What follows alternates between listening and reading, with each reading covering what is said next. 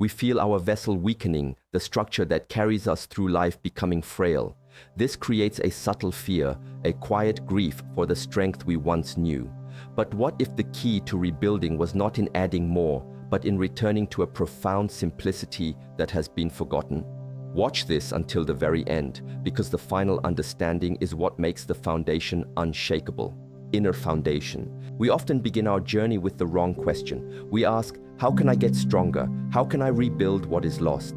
And this question, while born from a genuine place, sends us down a path of complexity, of searching outside of ourselves for a secret, a special technique, a magic pill. We look at the body as a machine that is breaking down, and we search for a replacement part. But if you allow, let us ask a different question today. Let us ask, what is the purpose of this strength? What is the nature of the foundation I am trying to build? You see, the body is not a machine. It is a temple. It is the home for your awareness, your spirit, for the entirety of your life's experience. And you do not repair a temple by simply patching the cracks. You must first understand its foundation. The world we live in constantly pulls our attention outwards. It tells us that vitality comes from a bottle, that youth is something to be purchased, that aging is a disease to be fought. This mindset creates a state of internal conflict. We are at war with the natural process of life. We see the lines on our face, the slowing of our step, the weakening of our grasp, and we see it as failure. This is the first and most profound mistake. The journey of life is not a steady incline towards a peak, followed by a fall. It is a cycle, a rhythm like the seasons. A tree in winter is not weaker than the tree in summer. It is simply in a different phase of its existence. It has gathered its energy inwards. Its strength is hidden in its roots, deep within the earth. To understand strength in our later years, we must first make peace with the season we are in. This inner foundation is built on acceptance and awareness. It is the quiet understanding that the strength you seek now is not the same strength you had at 20.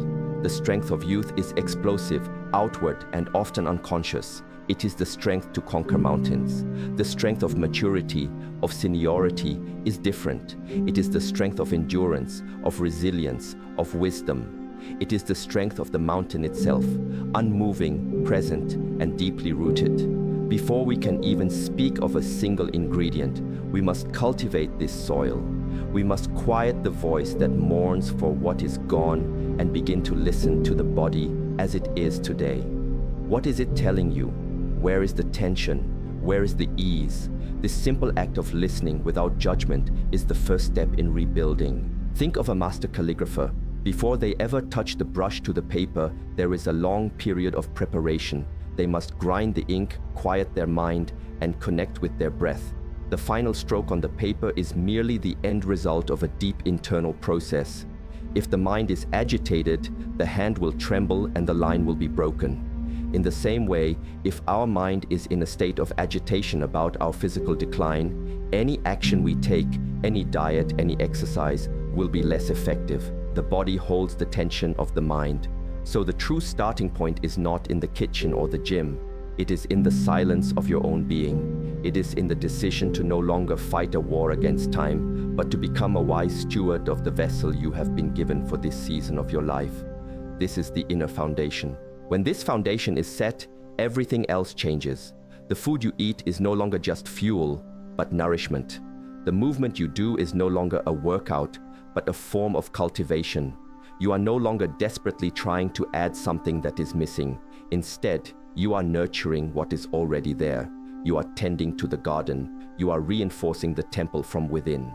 This shift in perspective is the most potent ingredient of all because it changes the way your body receives everything else you give it. Without this shift, you are pouring water on stone. With it, you are watering fertile soil. So before you search for what to consume, first reflect on the state of your inner world.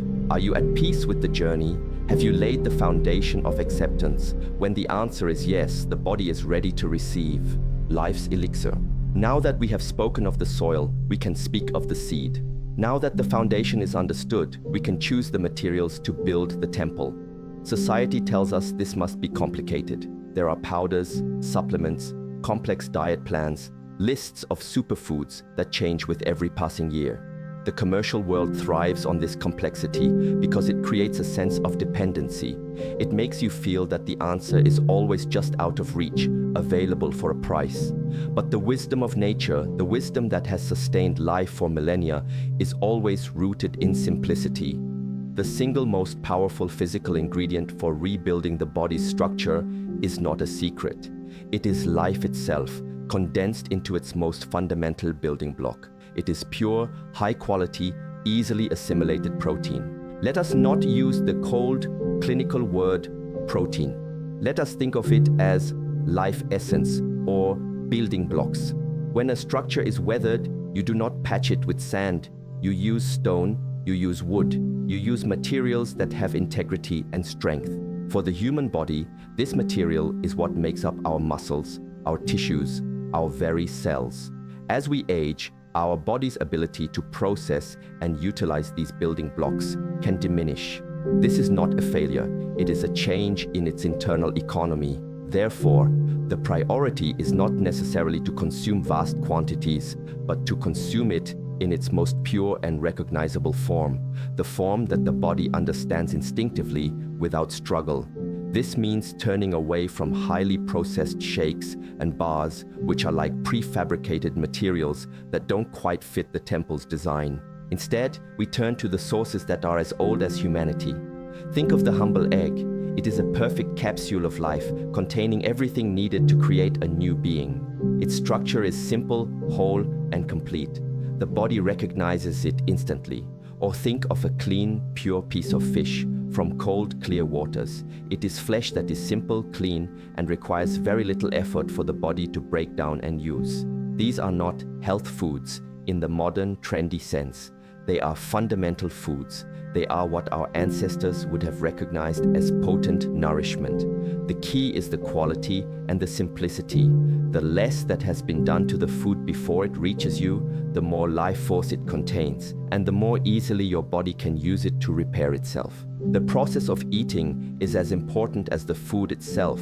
This is a crucial understanding. If you consume this life-giving ingredient while your mind is distracted, while you are watching television or worrying about the future, you are sending a signal of stress to your body.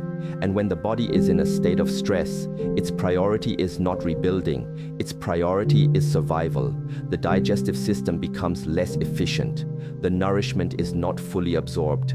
You have brought the finest stone to the temple, but the builders are distracted and do their work poorly. This is why the act of eating must become a practice of mindfulness. It is a ritual of gratitude. Before you eat, take a moment. Look at the food, acknowledge the life that it came from, and give thanks for the nourishment it will provide. When you eat, just eat. Chew slowly. Experience the texture, the taste. This is not some esoteric practice. It is a deep biological command. By chewing thoroughly and being present, you are sending a signal of safety and receptivity to your digestive system. You are telling your body, we are safe, we are receiving nourishment. Now is the time to rebuild. In this state, the building blocks are welcomed. They are assimilated with maximum efficiency and transported to where they are needed most, to the muscles, the tissues, the very structure of your being. So the simple ingredient is not just the food itself. It is the food combined with the presence and gratitude with which you consume it. This transforms a simple meal into a powerful elixir for renewal. Silent cultivation. We have prepared the foundation of the mind. We have provided the finest building materials for the body. Now, we must have the wisdom to put them to use. Imagine you have delivered a cart of perfect stones to the temple site, but the workers do not know how to place them. The stones will simply sit there, unused, and eventually be covered by dust. This is what happens when we consume the right nourishment, but do not engage in the right form of activity. The building blocks are available in the bloodstream, but there is no signal telling them where to go or what to do. This is where we must introduce the concept of cultivation through movement. I do not use the word exercise, because that word often carries a connotation of struggle, of punishment, of forcing the body to its limits. Cultivation is different. Cultivation is a gentle, intelligent, and mindful process. It is about working with the body, not against it. It is about creating the demand that tells the life elixir where to go.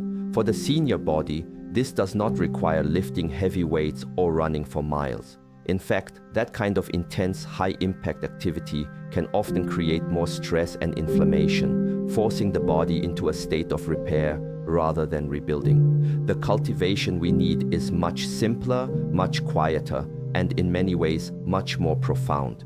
It begins with the simple act of standing. In many ancient traditions, the practice of standing meditation, or Zhanzhuang, is considered one of the most powerful forms of cultivation for health and vitality. When you simply stand, with your feet rooted to the earth, your knees slightly bent, your spine aligned, and your body relaxed, you are engaging nearly every muscle in a subtle isometric way. You are not creating large, tearing motions.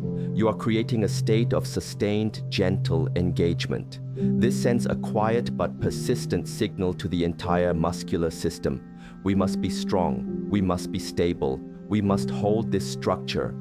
This sustained signal is the call to the builders. It tells the nourishment, the life elixir you have consumed, to come and reinforce these structures. It is a deep internal form of communication that awakens the body's innate intelligence. Just 5 to 10 minutes of this practice each day can be more transformative than an hour of stressful, unconscious exercise. From standing, we can move to walking.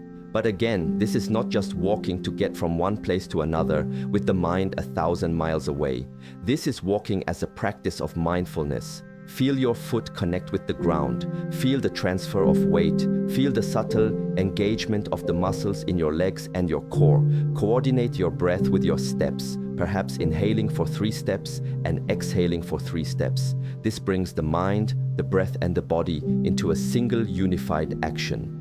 This mindful movement acts like a gentle pump, improving circulation and ensuring that the building blocks are delivered efficiently to every part of the body. It is the difference between a stagnant pond and a flowing river. The cultivation of movement brings life and flow to the entire system. You see, the strength we are building is not just for show. It is a functional, integrated strength. It is the strength to stand up from a chair with ease, the strength to carry your groceries, the strength to play with your grandchildren. These actions do not require explosive power. They require stability, balance, and endurance. Silent cultivation, through practices like mindful standing, walking, and even simple, gentle stretching, builds exactly this kind of strength. It respects the wisdom of the body and does not impose a brutal will upon it. When you combine this gentle, consistent cultivation with the pure, simple nourishment we spoke of, you create a powerful synergy. The body is given the materials it needs, and then it is given the precise instructions on how to use them. This is the art of rebuilding the temple with wisdom and care. Timeless strength. We have now walked a path together. We started by laying the inner foundation of peace and acceptance. We then chose the purest, simplest building material, the life elixir. And finally, we learned how to use that material through the practice of silent cultivation. Many people will search for these pieces separately. They will try a diet, then they will try an exercise program. They will read a book about mindfulness. But they will feel that something is missing because they have not yet understood that these are not separate things. They are 3 legs of the same stool. They cannot be separated. The true final insight, the secret that makes this entire process work, not just for a week or a month, but for the rest of your life, is the integration of all 3. This is the ultimate ingredient. The most powerful force is not the protein, not the movement, but the conscious, intentional unification of mind, body, and action. It is when you sit down to eat your simple meal, and you do so with a mind that is at peace, the inner foundation. You consume the food with gratitude, the life elixir, and later you stand or walk with mindful intention, feeling how that nourishment is becoming a part of your very structure, the silent cultivation. When these 3 flow together as one, you have created a virtuous cycle. You have aligned yourself with the principles of nature. You are no longer fighting time, you are flowing with it wisely and gracefully. This is a strength that cannot be measured by the size of a muscle. It is a vitality that shines from within. This integrated practice dissolves the fear of aging. Why? Because you realize that you are not losing anything. You are simply transforming. You are trading the explosive power of youth for the resilient wisdom of maturity. Your body becomes a testament to this wisdom. Its strength is not brittle, it is supple. It is not rigid, it is adaptable. This is timeless strength. It is the strength of the old oak tree, which has weathered 1,000 storms, not through sheer force, but by bending, by yielding, and by being deeply rooted in the earth. Your roots are your inner peace. The earth is your nourishment. The wind is the movement that teaches you how to be both strong and flexible. So the one simple ingredient is, in the end, a way of life. It is the return to simplicity. It is the trust in your body's innate intelligence. It is the release of the struggle and the embrace of cultivation. It is the understanding that your physical health is inseparable from your mental and spiritual peace. When you live in this integrated way, you are not just rebuilding muscle. You are rebuilding your entire relationship with yourself and with the journey of life.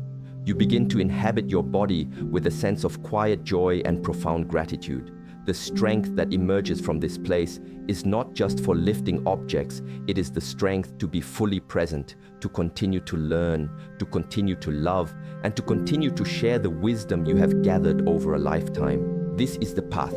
It is not a quick fix, but a lasting change. It does not require a special gym or expensive supplements. It requires only your attention, your intention, and your consistency. Start with the foundation of the mind. Introduce the simple, pure nourishment, and engage in silent, mindful cultivation. Weave them together until they become a single, seamless expression of how you live. This is how you rebuild the temple, not as it was, but as it is meant to be now.